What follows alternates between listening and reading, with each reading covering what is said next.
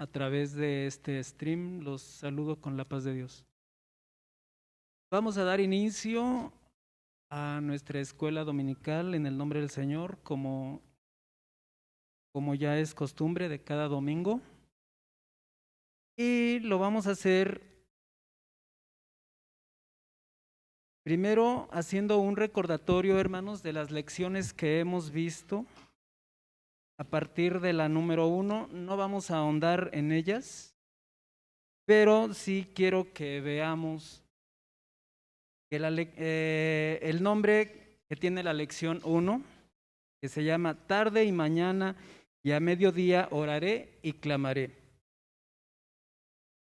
La lección número 2 dice, está mi alma apegada a ti. La lección número 3, la santidad conviene a tu casa. La lección 4, el justo florecerá como la palma. Son las 4 lecciones que hemos visto con anterioridad. Pero quiero hacer notar, hermanos, que en estas 4 lecciones que hemos visto y las que vienen, porque son 13 lecciones las que contiene nuestra unidad 1, todas llevan un consecutivo. Ninguna es diferente a la otra. Bueno, primero quiero recordar a 2 personajes de la Biblia, casi desde la creación, hermanos. Estos 2 personajes, el mayor se dedicaba a la labranza de la tierra y el menor, pastor de ovejas. Y cada uno de ellos ofrendaba a Dios dependiendo a lo que él se dedicaba. En este caso, el mayor, dice la Biblia, que ofrendaba de los frutos de la tierra. Y el menor, siendo pastor, cuidador de ovejas, también ofrendaba de acuerdo a lo que él hacía. En este caso, presentaba sus ofrendas a Jehová, pero con una característica que lo hizo diferente a su hermano mayor. Él seleccionaba de entre su ganado lo mejor que tenía. Buscaba una oveja que no le faltara nada, que no estuviera enferma, que estuviera completa.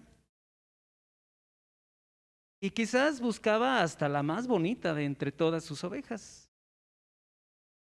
Y la ofrendaba a Jehová. Y esto, ante los ojos de Dios, fue muy aceptado. A diferencia de las ofrendas que hacía su hermano mayor, el cual recogía los frutos de la tierra y de allí presentaba las ofrendas a Jehová. Bueno, y la Biblia sigue registrando hechos como este de ofrendas a Dios. Y les voy a platicar de otro. Este hombre presentaba sacrificios a Dios, presentaba ofrendas a Dios. Y él decía, por si acaso alguno de mis hijos haya blasfemado en contra de Dios. Y su sacrificio también era bueno, hermano. Era aceptado, era válido ante los ojos de Dios. La palabra de Dios dice que muchos de los sacrificios llegaban ante la presencia de Dios como un perfume de olor suave. Y era grato ante la presencia de Dios. Este tipo de ofrendas se presentaron continuamente, hablando en el antiguo pacto. Pero ¿qué sucede, hermanos? ¿Qué sucede después cuando llega el tiempo de la gracia? Llega el Señor Jesús y pues también hubo la necesidad de seguir ofreciendo sacrificios.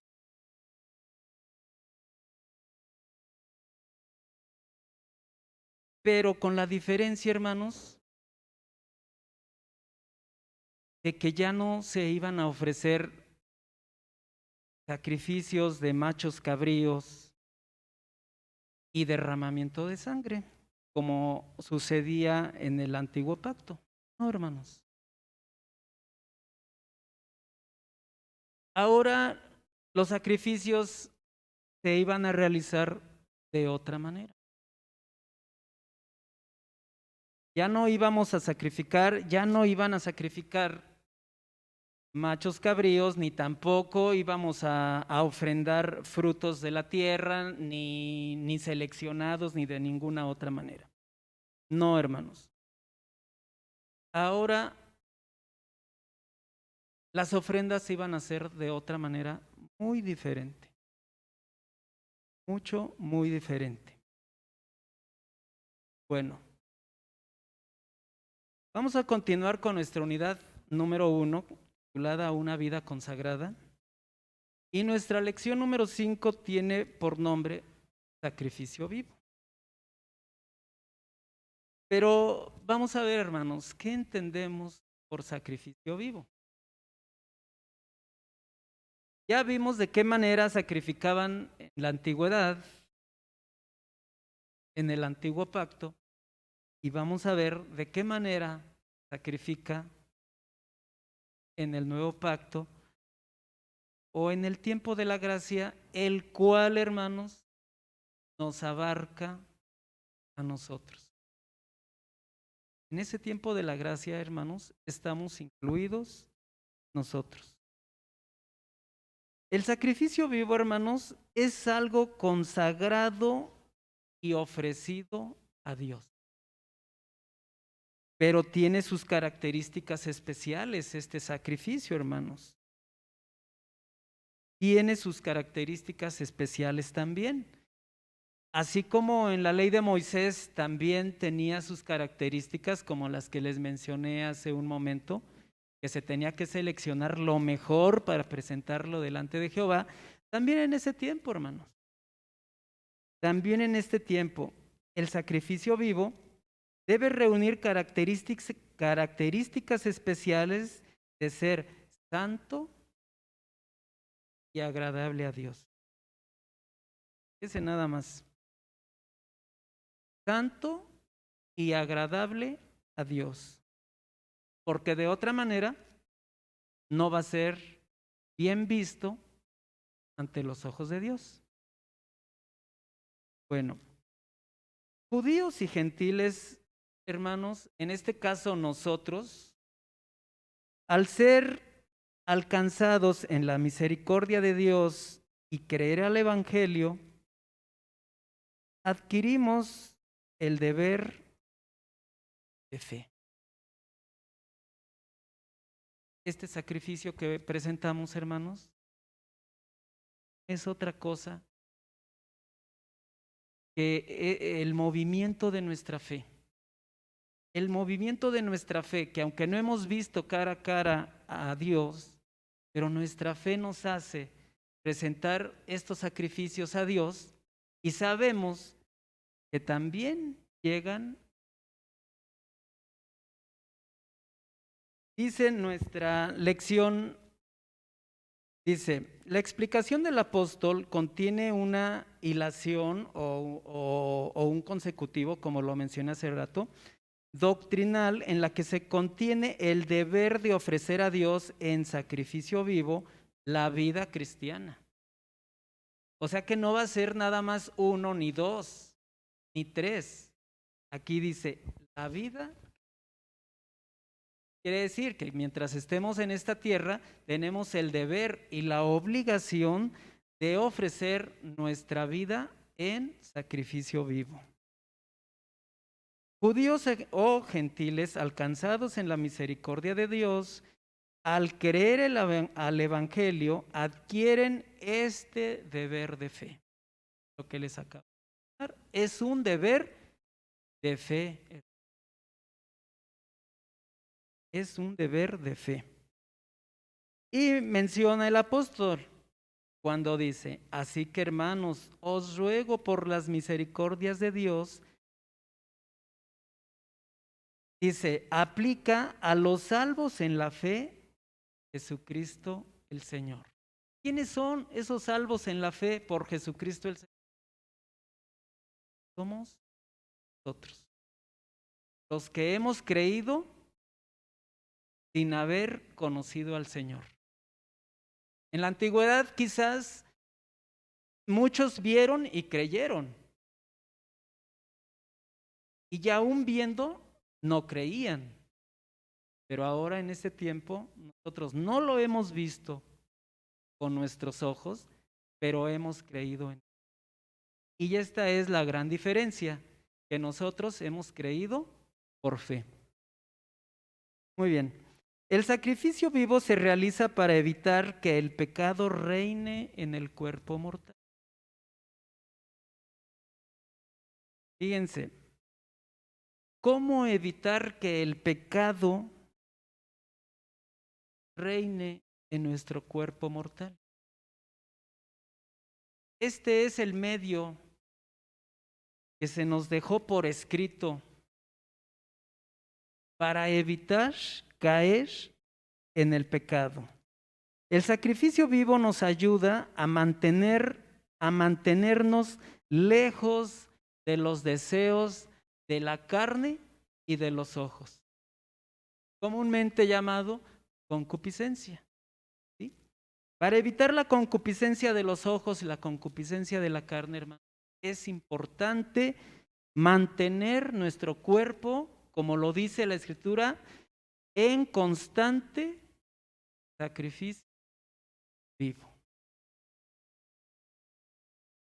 Hasta aquí vamos, espero que bien, ¿verdad, hermanos?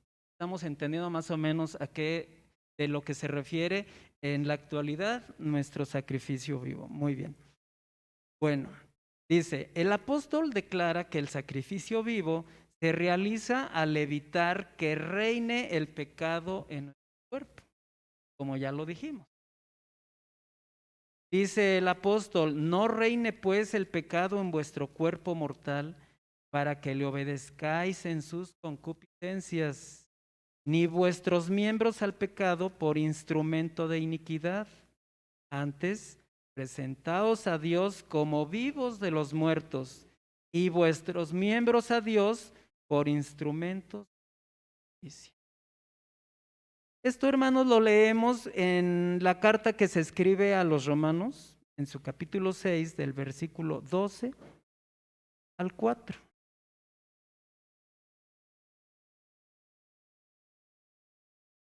Ahora vamos a ver otro punto también muy importante y que va de la mano a lo que estamos viendo. El entendimiento, hermanos, porque nuestro sacrificio también se debe hacer con entendimiento. ¿Qué será el entendimiento, hermanos? ¿O qué es lo que nos permite decir yo tengo o tenemos entendimiento? El entendimiento, hermanos, permite a la persona ponerse en contacto con el mundo en todo su entorno y su estructura y entenderlo mejor. ¿Sí? Si nosotros tenemos entendimiento, vamos a entender mejor las cosas que suceden en el mundo. El apóstol Pablo, hermanos, conocemos su historia antes de haberlo llamado apóstol Pablo, nosotros conocemos su historia. ¿A qué se dedicaba él? En su calidad de Saulo de Tarso, todos recordamos que él se dedicaba a perseguir a la iglesia de Cristo y perseguía a los cristianos, los torturaba y les daba muerte. A eso se dedicaba él.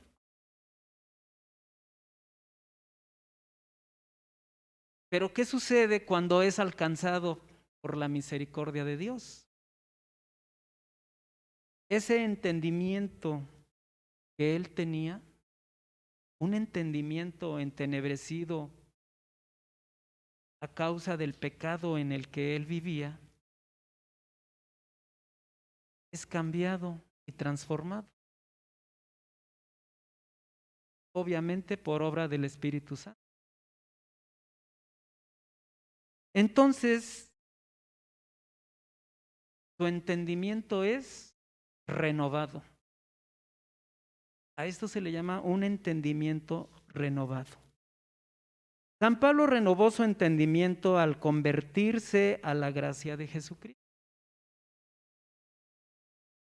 renovando su entendimiento. ¿Qué quiere decir, hermanos? Que si él antes acostumbraba a perseguir a los cristianos, con su entendimiento renovado, ahora ya no lo iba a hacer. Él iba a vivir de una manera diferente. Ya no podía hacer lo que él acostumbró en un tiempo. ¿Por qué, hermanos? Porque su entendimiento se renovó. Se renovó completamente. Porque nada de lo que él hacía fuera de la gracia de Dios, nada de lo que él hacía lo volvió a hacer cuando él fue abarcado en la gracia de Jesús. Bueno, la renovación del entendimiento referido por San Pablo, escrito en Romanos 12, versículo 2, permite la capacidad de vivir de acuerdo a Dios espontánea y voluntariamente. ¿Qué quiere decir, hermanos? Que nadie es forzado. Nadie es forzado a vivir dentro de la gracia de Dios. Todos voluntariamente estamos aquí porque hemos creído en Jesús como nuestro Salvador, ¿verdad? Entonces, dice, permite la capacidad de vivir de acuerdo a Dios espontánea y voluntariamente. El mismo apóstol, siendo fariseo, al convertirse a la gracia de Jesucristo, renovando su entendimiento, se dispuso a vivir como crucificado en Cristo. Fíjense, hermanos, lo que está diciendo. Se dispuso a vivir como crucificado en Cristo. Cuando Cristo fue crucificado, hermanos, yo creo que muchas veces hemos pensado qué grande sufrimiento padeció, ¿verdad? Desde antes de ser clavado, desde que fue aprendido, fue insultado, fue humillado, apedreado, fue golpeado y finalmente crucificado. Y dice San Pablo, ahora se compara y dice, el mismo apóstol, siendo fariseo, al convertirse a la gracia de Jesucristo, renovando su entendimiento, se dispuso a vivir como crucificado en... ¿Qué quiere decir? Que a él ya no le iba a importar sufrir incluso lo que sufrió el Señor Jesús. Ahora él estaba dispuesto también a sufrir, a llevar una vida de sufrimiento. Y dijo él, con Cristo estoy juntamente crucificado y vivo no ya yo, mas Cristo en mí. Y lo que ahora vivo en la carne, lo vivo en la fe del Hijo de Dios, el cual me amó y se entregó a sí mismo. Hermanos, el reconocimiento tan grande del que obró la renovación en San Pablo. Dice, el cual me amó y se entregó por mí. Pero todos sabemos que no solamente se entregó por él, ¿verdad? También se entregó todos nosotros, por toda la humanidad. Entonces, mis hermanos, aquí vemos de qué manera la renovación actúa solamente en el tiempo antiguo. La renovación también está vigente hasta nuestro tiempo. Porque nosotros antes de conocer a Jesús, hermanos, actuábamos de una manera. Pero una vez que fuimos alcanzados por la gracia y por la misericordia de Dios, en nosotros también actúa esa renovación. Esa renovación que nos hace ver diferentes, que nos hace actuar diferentes y que hace que la gente diga, mira, él es diferente, ella es diferente. Yo creo que lo hemos vivido mucho, hermanos. El hecho de que la gente nos note diferentes en el mundo. Bueno. Y para no salir del tema, porque continuamos sobre lo mismo, dice, el sacrificio vivo permite para alcanzar, nos permite alcanzar el premio. Miren, la Biblia nos da un ejemplo. Aquí en el mundo, hermanos, todos sabemos que el mundo organiza diferentes eventos deportivos y otro tipo de eventos donde los atletas compiten por ganar un premio. Llámese una medalla, llámese un diploma o no sé. Pero compiten y son muchos, son cientos los que se enfrentan por un solo premio. Pero este premio por el cual se enfrentan, compiten, es un premio de corrupción. Un premio que al final, pues sí, puede ser de oro, pero finalmente el oro también se corrompe, también es corrompible. Pero el premio prometido para el pueblo de Dios es diferente, porque es un premio incorruptible, porque ese premio no va a ser otorgado aquí en la tierra, hermano. Y es un premio por el cual tenemos que luchar desde el momento en que nosotros salimos de la pila bautismal. Para nosotros como cristianos empieza la carrera. Allí es nuestro punto de partida, hermanos.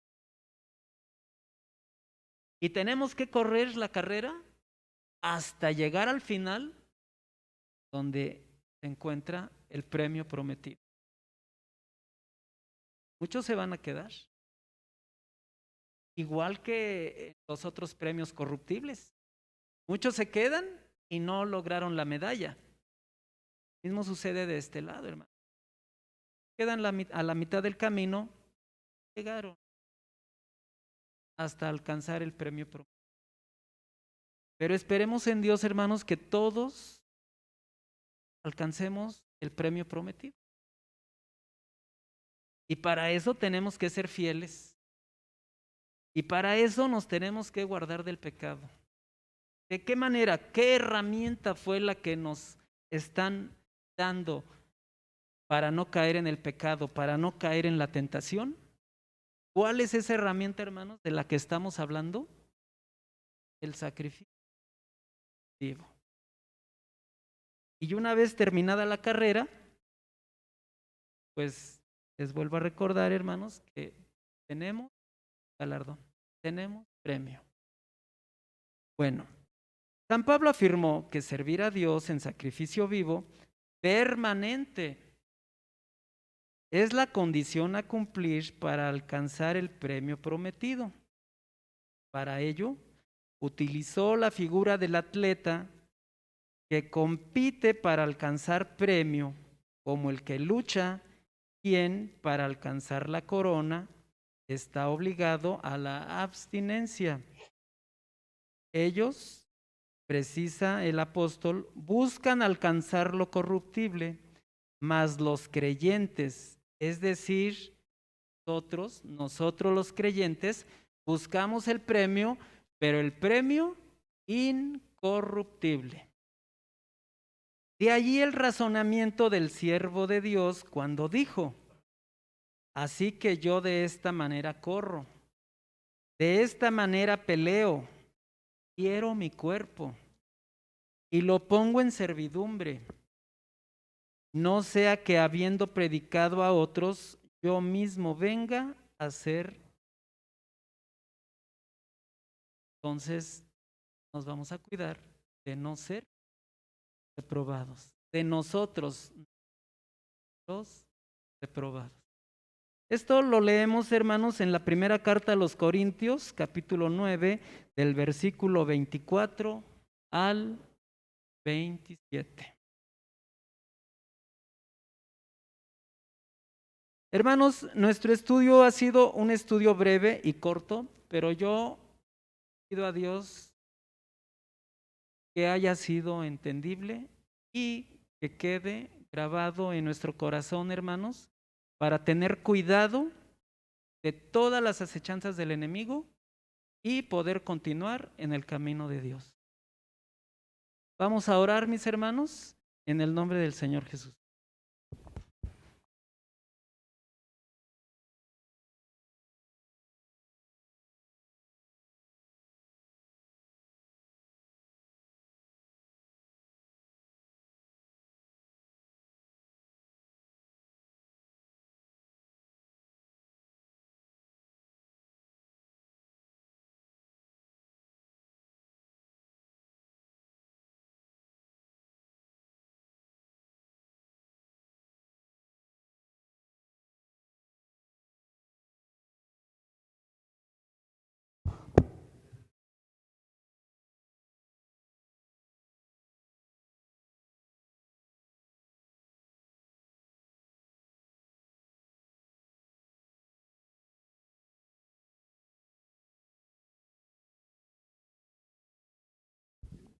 Hermanos, nos vamos a despedir en este día leyendo la primera carta a los Corintios,